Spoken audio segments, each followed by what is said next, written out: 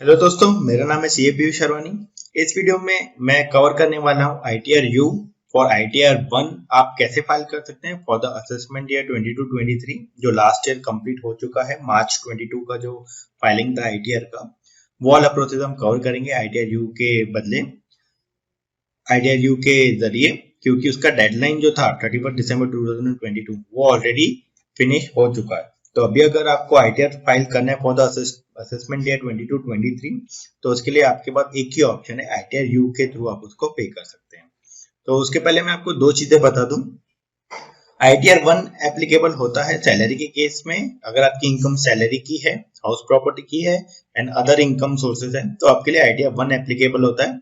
Plus उसमें एक limit है कि अगर आपकी इनकम 50 लाख के नीचे है तो ये आप आईटीआर 1 फाइल कर सकते हैं। तो अगर आपको एप्लीकेबल है आईटीआर 1 तो आप ये वीडियो देखिए एंड आईटीआर यू आप कैसे फाइल कर सकते हैं आईटीआर 1 वो आप इस वीडियो से जान सकते हैं, full process start to end. And ITR U में आपको नील रिटर्न आप फाइल नहीं कर सकते तो आपको मिनिमम 1000 का लेट फीस आएगा। तो आप ये ध्यान रखिए कि आप 2.5 के बिलो अगर आप इनकम शो करेंगे तो आपका वो आईटीआर सबमिट नहीं होगा। ओके, तो डायरेक्टली चलते हैं प्रोसेस पे। सबसे पहले आपको जाना है इनकम टैक्स की साइट पे, incometax.gov.in। यहाँ पे आपके पास राइट साइड पे डाउनलोड का ऑप्शन रहेगा और डाउनलोड पे जाइए। यहाँ पे असेसमेंट ईयर आपको सिलेक्ट करना है, असेसमेंट ईयर 22-23 एंड नीचे आप जाएंगे तो आपको आईटीआर 1 पे क्लिक करके यहाँ से ये फाइल यूटिलिटी एक्सेल बेस, ये वाला फाइल आपको डाउनलोड करना है। हम इसको डाउनलोड कर देंगे तो ये आपका डाउनलोड फोल्डर में यूटिलिटी फाइल डाउनलोड हो जाएगा। ये एक्सेल बेस फाइल है जिसको आपको फिल करना है, जिसके थ्रू आपको जेसन फाइल क्रिएट करना है एंड वो आपको अपलोड करना है आईटीआर के टाइम पे। ओके, तो एक्सेल पे यूटिलिटी डाउनलोड करने के बाद आपको फोल्डर में जाना है जहाँ पे डाउनलोड हुआ है एंड आप देख सकते हैं जिप फाइल आपको होगा, इसको आप एक्सट्रैक्ट कर लीजिए।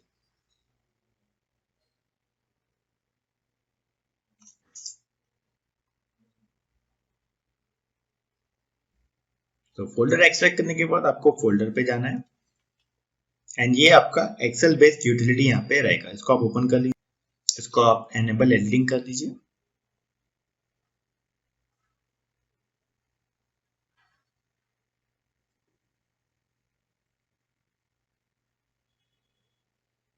अब आपको ये डिटेल पूरा फिल करना है आईटीआर यू के लिए, जिसके लिए आपको सबसे पहले एक फाइल लगेगा जिसमें प्री डाटा रहता है एक एसएससी का। उसके लिए आपको वापस जाना है इनकम टैक्स की साइट पे, यहाँ पे आपको लॉगिन पे क्लिक करना है।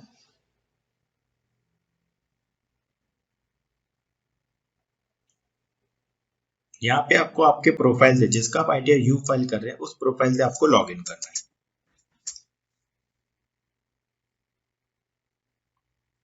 यहाँ पे हम लॉगिन कर देंगे एसएससी के प्रोफाइल से, पैन नंबर, देन आपका आपका कस्टमाइज पासवर्ड जो भी रहेगा आपको वो इंसर्ट करके यहाँ पे लॉगिन करना है।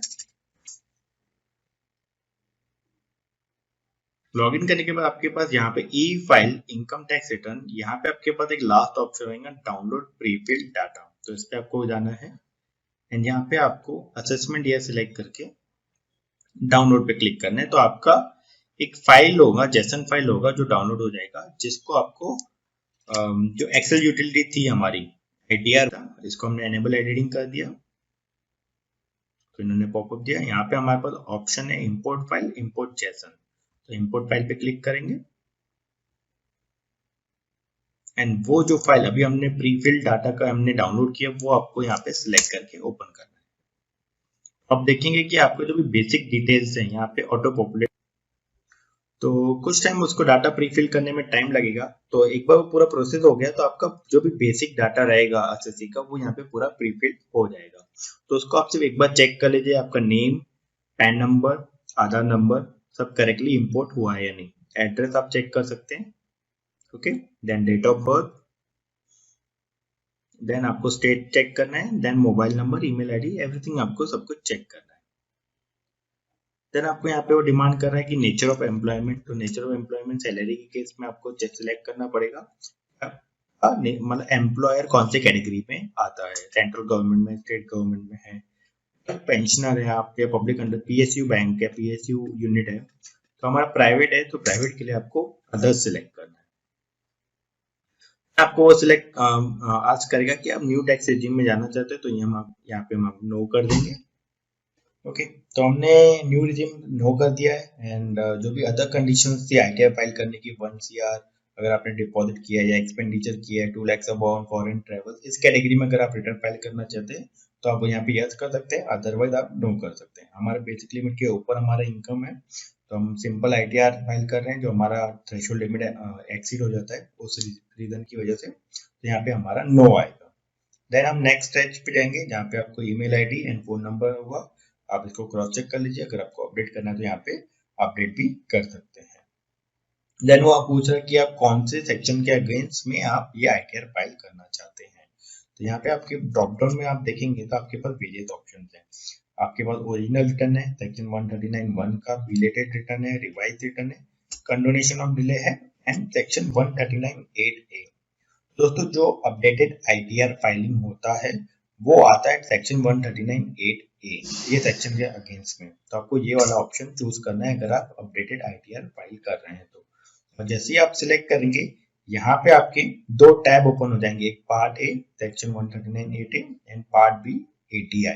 ओके, ये एप्लीकेबल होता है सिर्फ जब आप अगर आईटीआर यू अपडेटेड आईटीआर आप अगर फाइल कर रहे हैं तो ही आपको ये एप्लीकेबल होगा, अदरवाइज ये नहीं होगा।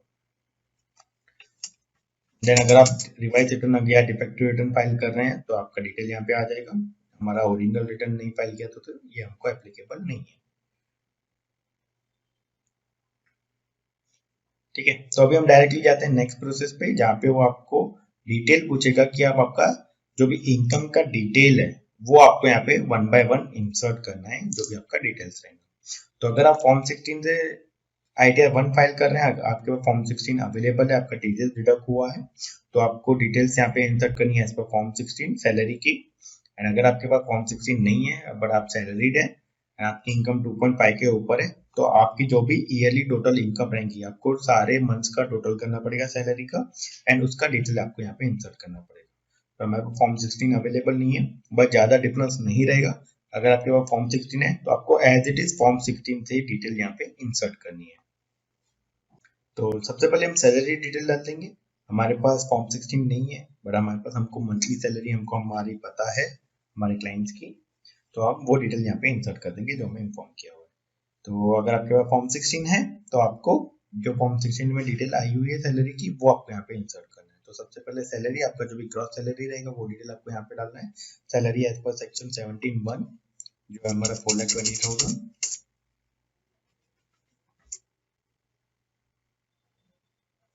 देन अगर परक्विजिट है तो आपको यहाँ पे अमाउंट डालना है, and profit in लिeu of salary है तो एज पर डिटेल यहाँ पे इंसर्ट करना है। एंड तो अगर आपको कोई भी अलाउंसेस का एग्जामिशन लेना है, एचआरए हो गया, लीव एनकैशमेंट हो गया, कुछ भी हो गया, लीव ट्रैवल कंसेशन हो गया, आपको यहाँ पे अमाउंट कैटेगरी सिलेक्ट करके उसके आगे आपको अमाउंट सिलेक्ट करना है। जैसे कि मैं अगर आपको यहाँ पे बता दूं कि यहाँ पे एचआरए का एक क्लॉज रहेगा, expenditure allowances to meet expenditure incurred on house rent. अगर आपका एचआरए आ रहा है फॉर्म 16 में या आपके कैलकुलेशन में तो आप यहाँ पे एग्जामिशन अमाउंट मेंशन कर सकते हैं। हमारे इसमें कोई भी एग्जामिशन नहीं है, हम यहाँ पे कुछ भी स्पेसिफाई नहीं करेंगे कि उन्होंने स्टैंडर्ड डिडक्शन ऑटोमेटिक दे दिया है जो सैलरी को एप्लीकेबल है, तो इसमें हम कुछ भी नहीं करेंगे। अगर आपका प्रोफेशनल टैक्स डिडक्ट हुआ है तो आपको यहाँ पे अमाउंट मेंशन करना है, एंड फॉर्म 16 में आप इजीली यहाँ पे देख सकते हैं कि आपका प्रोफेशनल टैक्स डिडक्ट हुआ है या नहीं। देन हम जाएंगे सेकंड कैटेगरी में, टाइप ऑफ हाउस प्रॉपर्टी में। अगर आपकी हाउस प्रॉपर्टी रेंटल पे दी हुई है तो आपको यहाँ पे कैटेगरी सिलेक्ट करके उसका इनकम डिस्क्लोजर यहाँ पे करना पड़ेगा।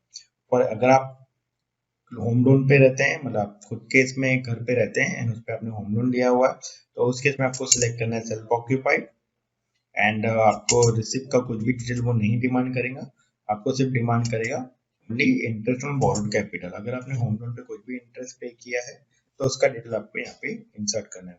अगर आपका कुछ भी हाउस प्रॉपर्टी रिलेटेड कुछ भी इनकम या होम लोन का इंटरेस्ट क्लेम नहीं करना चाहते हैं तो आप यहाँ पे कुछ भी सिंपल सिलेक्ट नहीं कीजिए, इसको आप एज इट इज रहने दीजिए।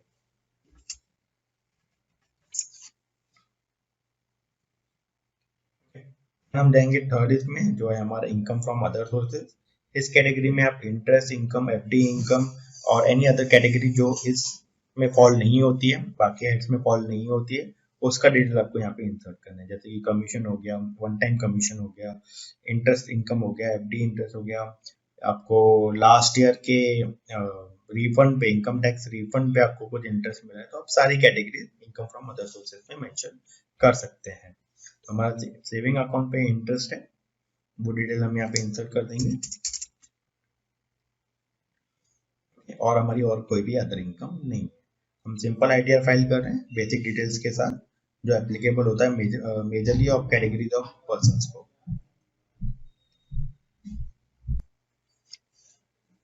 यहाँ पे इनकम फ्रॉम अदर सोर्सेज का डिटेल इंसर्ट करने के बाद आप नीचे जाएंगे, अगर आपका कोई भी डिविडेंड इनकम है तो आपको उसको कैटेगरी वाइज यहाँ पे मेंशन करना है, वो ऑटोमेटिक ऊपर आ जाएगा अमाउंट।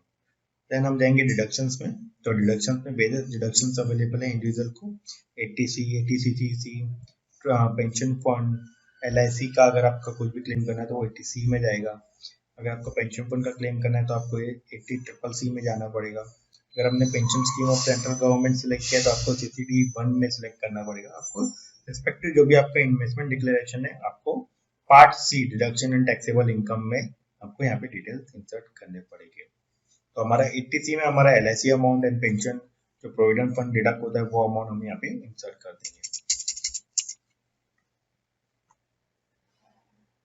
और हम नीचे जाएंगे, हमारे इसमें कुछ भी एप्लीकेबल नहीं है, मेडिकल इंश्योरेंस हमारे इसमें एप्लीकेबल नहीं है।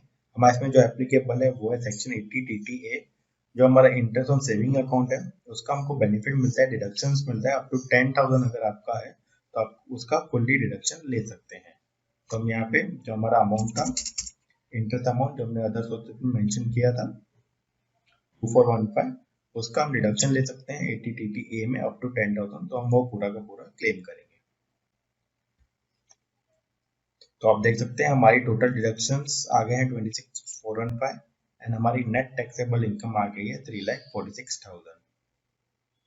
अब हम और नीचे जाएंगे तो यहाँ पे पूरा कैलकुलेशन होगा, अभी वो इंसर्ट नहीं हुआ है कैलकुलेशन पर, क्योंकि हमने कैलकुलेट टैक्स पे डिटेल अभी तक क्लिक नहीं किया। हमें सारी डिटेल्स यहाँ पे जो भी हैं ईच टैब पे डिटेल फिल करना बाकी है। अब हम जाएंगे सेकंड टैब पे, part a general section 139(8)(a।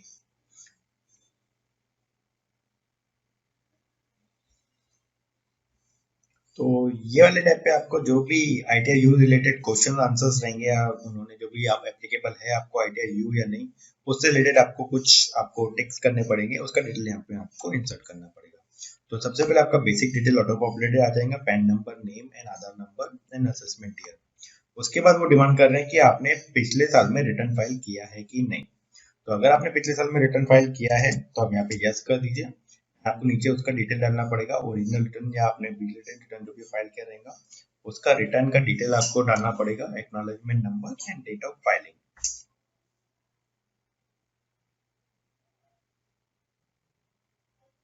Okay, and अगर आपने पिछले साल में रिटर्न फाइल नहीं किया तो आप सिंपली यहाँ पे नो कीजिए। तो हमने पिछले साल में रिटर्न फाइल नहीं किया था, जो हम असेसमेंट 22-23 का है, हम डायरेक्टली आईटीआर यू फाइल कर रहे हैं, इसलिए हम यहाँ पे नो सिलेक्ट करेंगे। देन हम जाएंगे नेक्स्ट क्वेश्चन पे, क्योंकि हमने यस सिलेक्ट नहीं किया तो हमको ये वाला टैब एप्लीकेबल नहीं होगा, जिसमें आपको ओरिजिनल रिटर्न की डिटेल फिल करनी पड़ेगी। तो हम डायरेक्टली जाएंगे, are you eligible to file updated return as per condition mention in section 139(8)(a। तो यहाँ पे आपको सिलेक्ट करना है कि आप एक्चुअली एलिजिबल हो आईटीआर यू फाइल करने के लिए या नहीं। तो आपको यहाँ पे यस करना है। यहाँ पे यस करने के बाद आपको नीचे वो रीजन पूछेगा कि आप कौन से रीजन से आप आईटीआर आप अपडेट कर रहे हो। तो यहाँ पे आपके पास वेरियस ऑप्शंस रहेंगे कि आपने पहले रिटर्न फाइल नहीं किया, आप अब फाइल करना चाहते हैं विद टैक्स अमाउंट, जो भी आपका टैक्स लायबिलिटी बनता है वो, या तो आपने इनकम पिछले रिटर्न में आपने गलत फाइल कर ली थी, आपने करेक्टली फाइल नहीं की थी। आप इनकम को कम नहीं कर सकते हो, जो भी आपने लास्ट रिटर्न में फाइल किया रहेगा आप उससे बढ़ा सकते हो, आप कम नहीं कर सकते हो। अगर आपने इनकम रॉन्ग हेड में डिस्क्लोज कर दी थी जिसकी वजह से अभी लायबिलिटी और इंक्रीज हो गई है, तो आप ये वाला हेड सेक्शन सेलेक्ट कर सकते हैं। एंड यहाँ पे वेरियस ऑप्शंस हैं और भी अवेलेबल। हमारा फर्स्ट वाला ऑप्शन है रिटर्न प्रीवियसली नॉट फाइल्ड, तो हमने वो सिलेक्ट कर दिया।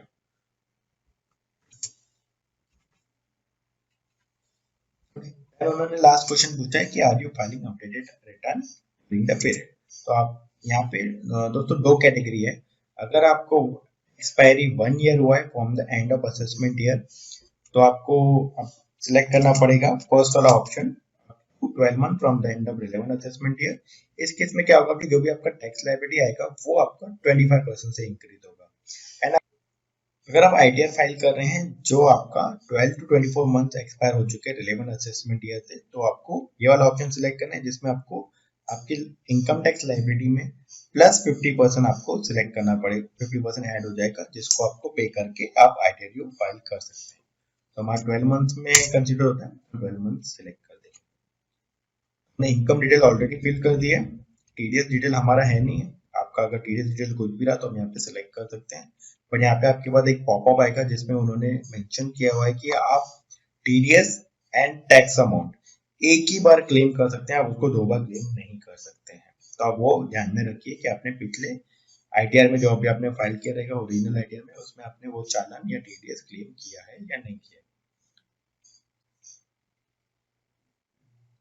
देन आपको जाना है टीसीएस में। अगर आपका कुछ भी टीसीएस डिडक्ट हुआ है तो उसका डिटेल आपको यहाँ पे फिल करना है। तो हमारे केस में टीसीएस नहीं है तो हम डायरेक्टली जाते हैं नेक्स्ट टैब पे, taxes paid and verification tab पे। तो यहाँ पे आप देख सकते हैं कि जो भी आपका समरी रहेगा यहाँ पे ऑटो पॉपुलेटेड आ जाएगा। तो यहाँ पे आपके पास एक बैंक डिटेल अकाउंट ऐड होना जरूरी है। अगर आपके इनकम टैक्स के प्रोफाइल में कोई भी बैंक अकाउंट डिटेल रहेगा तो यहाँ पे वो प्री फिल डेटा में ऑटो कैच कर लेगा।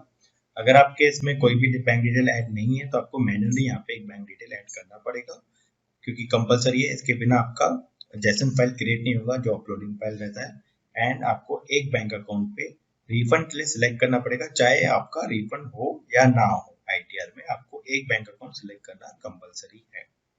देन हम जाएंगे नेक्स्ट स्टेप पे, नीचे आएगा आपका वेरिफिकेशन टैब जिसमें नाम, फादर नेम, कैटेगरी, आप मतलब कैसे आप कैपेसिटी रहेगा आपका जो भी फाइलिंग करने का, पैन नंबर।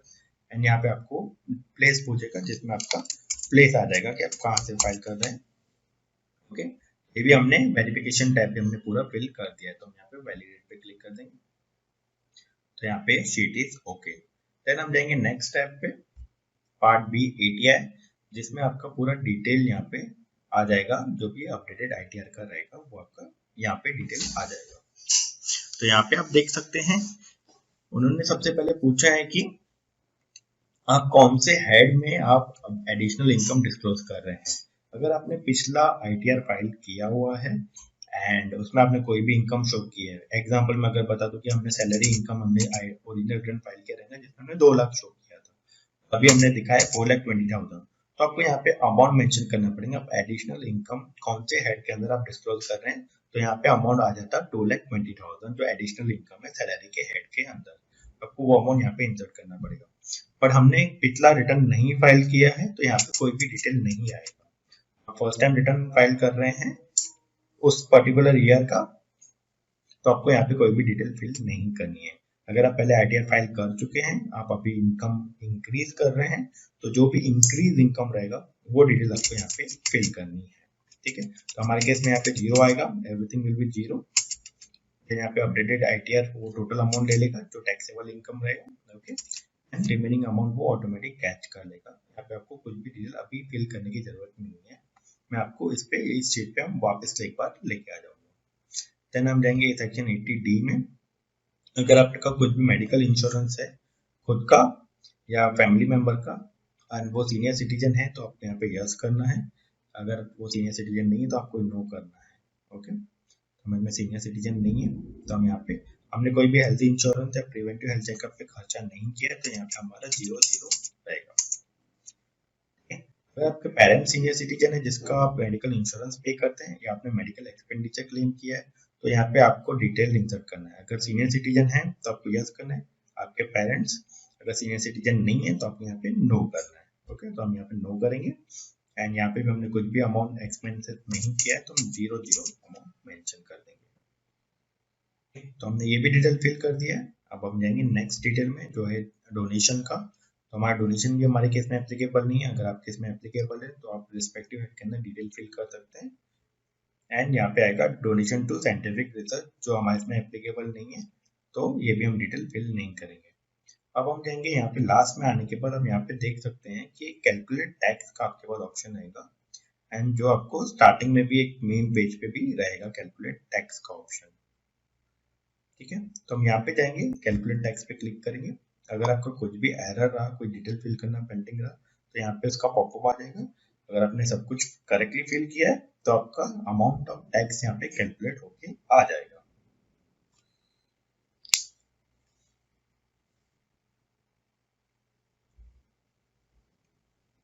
तो कैलकुलेट टैक्स करने के बाद वो हमें इनकम डिटेल पे वापस लेके आया, जिसमें हम नीचे देख सकते हैं कि आपका कुछ भी टैक्स अमाउंट आ रहा है या नहीं। तो अब नीचे आप ड्रॉप डाउन करेंगे तो हमारा टैक्स अमाउंट तो नहीं आ रहा, क्योंकि हमारा 4800 का टैक्स आ रहा था, जिसका उन्होंने रिबेट फुल्ली कवर कर लिया है। जो अमाउंट रहता है रिबेट का 12,500 तक। तो अगर आपकी टैक्स लायबिलिटी 12,500 तक आती है तो आपको फुल्ली रिबेट मिल जाता है, पर आपको लेट फीस 1000 का एप्लीकेबल हो जाएगा। अब मैं आपको वापस लेके आता हूँ पार्ट बी एटीआई पे, जहाँ पे आप देख सकते हैं कि यहाँ पे भी उन्होंने 1000 का लेट फीस जो वहीं से कैरी फॉरवर्ड हो रहा है वो अमाउंट यहाँ पे इंसर्ट हुआ है यहाँ पे। ठीक है, जब तक आप इसको पे नहीं करेंगे तब तक आप ये रिटर्न फाइल नहीं कर पाएंगे, आपका जजमेंट फाइल क्रिएट नहीं होगा। आप टैक्स पेबल करके आईटीआर यू अपलोड नहीं कर सकते हैं, ये 0 होना कंपलसरी है। तो अब हम पेमेंट करेंगे। तो 1000 का लेट फीस है आईटीआर यू फाइलिंग के टाइम पे, हम उसका पेमेंट पूरा कंप्लीट करेंगे अभी नेक्स्ट स्टेप पे। तो सबसे पहले आपको वापस जाना है इनकम टैक्स की साइट पे। ठीक है, तो आपने लॉगिन किया था वो प्री फिल्ड डाटा डाउनलोड करने के लिए, आपको ऑलरेडी लॉगिन होगा। आपको ई फाइल में जाना है, इनकम टैक्स रिटर्न में जाना है, ई फाइल में जाना है, ई पे टैक्स में जाना है आपको।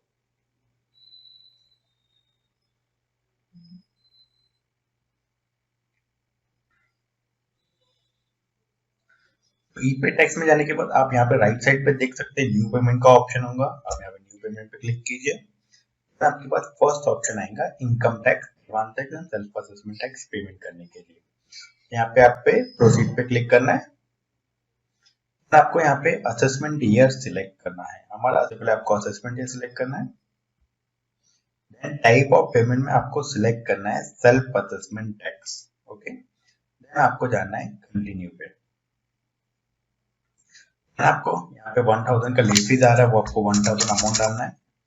लेट फीस पे कर रहे हैं हम, इस पे इनकम टैक्स पेमेंट पे सेल्फ असेसमेंट टैक्स पे सेपरेट वीडियो भी कवर किया है, वो भी देख सकते हैं, बट हम इस वीडियो में भी हम कवर कर रहे हैं।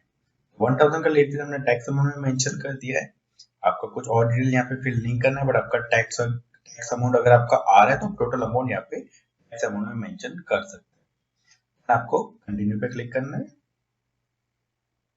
कंटिन्यू पे क्लिक करने के बाद आपके पास वेरियस मोड्स ओपन हो जाएंगे कि आप इसका टैक्स का पेमेंट कैसे करना चाहते हैं। तो आपके पास ऑप्शन है नेट बैंकिंग का, डेबिट कार्ड का, net bank counter, RTGS and payment gateway. Okay, तो नेट बैंकिंग में यहाँ पे लिस्टेड बैंक ऑलरेडी रजिस्टर्ड है, बट अगर आपका इनमें से कोई बैंक नहीं है, फॉर एग्जांपल एचडीएफसी बैंक यहाँ पे अवेलेबल नहीं है, स्टेट बैंक ऑफ इंडिया यहाँ पे अवेलेबल नहीं है, तो उसके लिए आपको जाना है पेमेंट गेटवे का ऑप्शन। बट अगर आपका इनमें से कोई बैंक है तो आप यहाँ से डायरेक्टली बैंक सेलेक्ट कर सकते हैं एंड नेक्स्ट स्टेप आप पेमेंट पे जा सकते हैं। मैं जाता हूँ पेमेंट गेटवे पे, क्योंकि मेरा एचडीएफसी बैंक है। यहाँ पे आप देख सकते हैं, यहाँ पे पेमेंट गेटवे का ऑप्शन हमको 3 बैंक देते हैं, Canara bank, federal bank and Kotak Mahindra bank.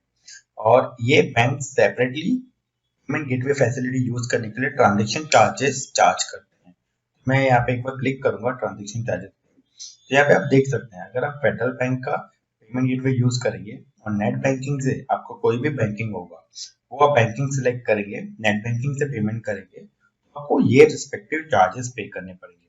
For example HDFC से 12 रुपए, आईसीआईसीआई बैंक से 9 रुपए। ओके, ऐसे हर एक कैटेगरी का उन्होंने चार्जेस डिफाइन किया हुआ है। तो कोटक महिंद्रा बैंक का भी उन्होंने डिफाइन किया हुआ है नीचे। Okay, at 7% plus applicable GST amount आपको चार्ज होगा नेट बैंकिंग से, एंड कैनरा बैंक से आपको कोई भी नेट बैंकिंग फैसिलिटी से आपको कोई भी चार्जेस नहीं लगेंगे। हम कैनरा बैंक सिलेक्ट करेंगे। दोस्तों यहाँ पे मैं आपको बता दूं, हम सिर्फ कैनरा बैंक का पेमेंट गेटवे यूज करेंगे। आपका जो भी बैंकिंग रहेगा, फॉर एग्जांपल मेरा एचडीएफसी बैंक है, आप उससे पे कर सकते हैं डायरेक्टली। सिर्फ पेमेंट गेटवे सिलेक्ट करने के लिए आपको कैनरा बैंक सिलेक्ट करना है, आपको जरूरी नहीं कि आप कैनरा बैंक से ही पे करेंगे। आपको कंटिन्यू पे क्लिक करना है, आपका चालान क्रिएट हो जाएगा, आपका चालान का समरी रहेगा, डिटेल्स। अगर आपको इसमें कुछ भी चेंजेस करने तो आप यहाँ पे चेंजेस कर सकते हैं। आपको जाना है पे नाउ पे। पे नाउ पे क्लिक करके यहाँ पे टर्म्स एंड कंडीशन का एक पॉपअप आएगा, जिसको आपको क्लिक करके एग्री पे क्लिक करके सबमिट टू बैंक करना है। जैसे ही आप सबमिट टू बैंक करेंगे, पहले आपको पेमेंट गेटवे का पेज ओपन होगा, जहाँ पे आपके पास ऑप्शन है कि आप कैसे पेमेंट करना चाहते हैं। तो यहाँ पे ऑप्शन है debit card, credit card, net banking का ऑप्शन है, यूपीआई का ऑप्शन है। ओके, आपको जो भी फैसिलिटी यूज करनी है वहां से कर सकते हैं। मैं नेट बैंकिंग के थ्रू पे करूंगा। नेट बैंकिंग सिलेक्ट करेंगे, आपको यहाँ पे सिलेक्ट करना है आपका बैंक। यहाँ पे मेरा एचडीएफसी बैंक फर्स्ट पेज पे शो नहीं हो रहा है, आपको सर्च बैंक पे क्लिक करना है, देन आपको टाइप करना है एचडीएफसी। यहाँ पे आपके पास आ चुका है एचडीएफसी बैंक। यहाँ पे प्रोसीड पे क्लिक करेंगे, ये आपको रोटेट करेगा एचडीएफसी की नेट बैंकिंग की साइट पे। मैं इसके आगे का प्रोसेस इस वीडियो में कवर नहीं कर रहा हूँ, सिंपली आपको लॉगिन करना है। यहाँ पे नेट बैंकिंग पेज पे आने पर आपको सिंपली लॉगिन करना है आपके क्रेडेंशियल्स के साथ। आपको सिंपली पेमेंट कंप्लीट करना है, देन आपको वो रोटेट करके आएगा आपको इनकम टैक्स की साइट पे आपका चालान सक्सेसफुली पेमेंट होने के बाद।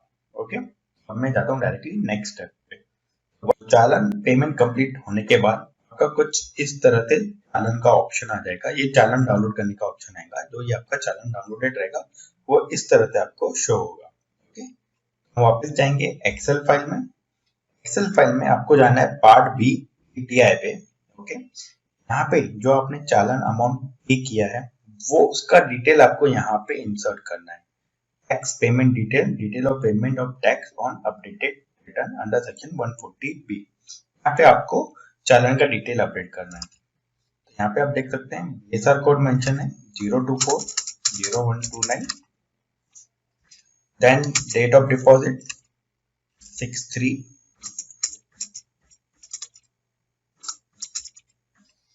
then challan serial number 27820, then amount।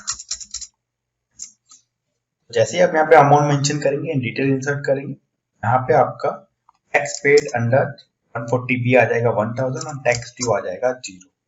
अब आपका फॉर्म फिलिंग जो आईटीआर यू के लिए फॉर्म फिलिंग है वो आपका पूरा कंप्लीट हो चुका है। आप एक बार इसको फिर भी क्रॉस चेक पूरा डिटेल कर सकते हैं। चालान डिटेल अपडेट होने के बाद आपको वापस आना है इनकम डिटेल्स पे। इनकम डिटेल्स पे आने के बाद आपको ये बात यहाँ पे राइट साइड पे ऊपर ऑप्शन रहेगा जनरेट जेसन फाइल, तो इस पे आपको क्लिक करना है। यहाँ पे वो एक बार आपको पॉपअप आ रहा है कि please ensure to click calculate tax button before generating जाना, तो हम इसको ओके करेंगे। ओके, एक बार कैलकुलेट टैक्स पे क्लिक करेंगे, आपका टैक्स फिर से रिकैलकुलेट होगा सब कुछ।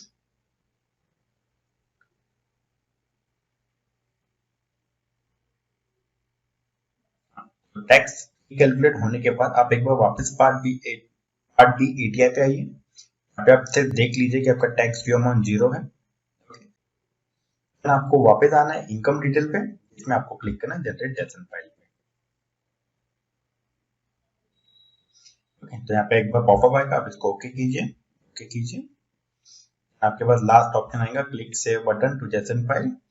यहाँ पे आपके पास राइट साइड पे समरी पेज एक न्यू ओपन हो जाएगा, जहाँ पे राइट साइड पे सेव जेसन फाइल का ऑप्शन रहेगा। आप इसको सेव पे क्लिक कीजिए। ये आपका जेसन फाइल सेव कर देगा आपके फोल्डर पे। आपका यहाँ पे पाथ मेंशन किया हुआ है, यहाँ पे आपका जेसन फाइल सेव हो जाएगा। आप इसको ओके करके आप इसको क्लोज कर सकते हैं। ओके, आपका जेसन फाइल सेव हो चुका है। हम डायरेक्टली फोल्डर पे जाएंगे जहाँ पे आपका जेसन फाइल सेव होगा। जहाँ पे आपका आईटीआर का एक्सेल यूटिलिटी है वहीं पे आपका जेसन फाइल सेव हो चुका है। यहाँ पे आप देख सकते हैं ये वाला जेसन फाइल है। अब इसको आपको अपलोड करना है इनकम टैक्स की साइट पे। वापस इनकम टैक्स पे जाएंगे,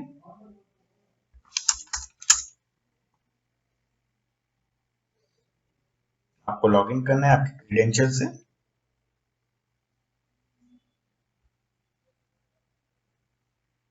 सबसे पहले पैन नंबर, देन आपका पासवर्ड,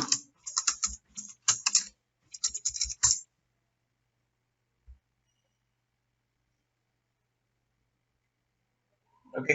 लॉगिन करने के बाद आपको जाना है ई फाइल में, इनकम टैक्स रिटर्न में, फाइल इनकम टैक्स रिटर्न। यहाँ आने के बाद आपको वो असेसमेंट ईयर पूछेंगे, तो असेसमेंट ईयर आप सिलेक्ट कीजिए। देन फाइलिंग टाइप आपको सिलेक्ट करना है। फाइलिंग टाइप में आपको सिलेक्ट करना है सेक्शन 139 अपडेटेड रिटर्न, हमने सिलेक्ट कर दिया। वो आपसे पूछ रहा है कि are you audited under section 44AB for political party as per section 13A। यहाँ पे आपको नो क्लिक करना है। आपको सिलेक्ट करना है आपका आईटीआर का टाइप, जो आपका है आईटीआर 1, यानी कि केस में आईटीआर 1 एप्लीकेबल होता है। आपको कंटिन्यू पे क्लिक करना है। आपको एक पॉपअप आएगा कि आपका इन कैटेगरीज में आपका अपडेटेड रिटर्न आपने अगर फाइल किया तो आपका वो एलिजिबल नहीं रहेगा। ओके, आपको कंफर्म पे क्लिक करना है। कंफर्म पे क्लिक करने के बाद आपको अटैच फाइल में वो जेसन फाइल जो आपने डाउनलोड सेव किया था, डाउनलोड नहीं सेव किया था, वो जेसन फाइल आपको सिलेक्ट करना है। ये फोल्डर में हमारा जेसन फाइल सेव था, तो ये आप देख सकते हैं हमारा जेसन फाइल है। हम इसको सिलेक्ट करके ओपन पे क्लिक करेंगे।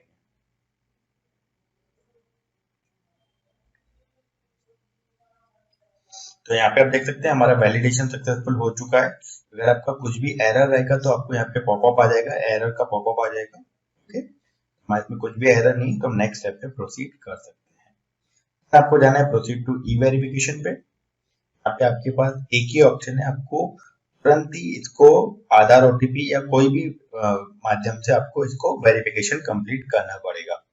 अब इसको कंटिन्यू पे क्लिक कीजिए। यहाँ पे आपके पास वेरियस ऑप्शन हो जाएंगे। आप आधार के थ्रू सिंपल, सबसे सिंपल प्रोसेस है, आप आधार के थ्रू इसको ओटीपी जनरेट करके वेरीफाई कीजिए। अदरवाइज आपके पास और भी ऑप्शन थे, आप नेट बैंकिंग से ओटीपी जनरेट कर सकते हैं, ईवीसी बोलते हैं। अगर आप नेट बैंकिंग, बैंक अकाउंट या डीमेट अकाउंट से ओटीपी जनरेट करेंगे तो आपका एक ईवीसी आएगा आपके रजिस्टर्ड मोबाइल नंबर पे एंड ईमेल आईडी पे, आप वो ईवीसी भी यूज कर सकते हैं।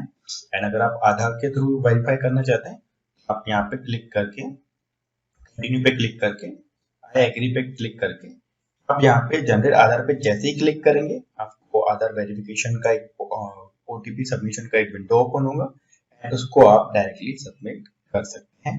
आपका पूरा ITR you uploading process complete हो जाएगा।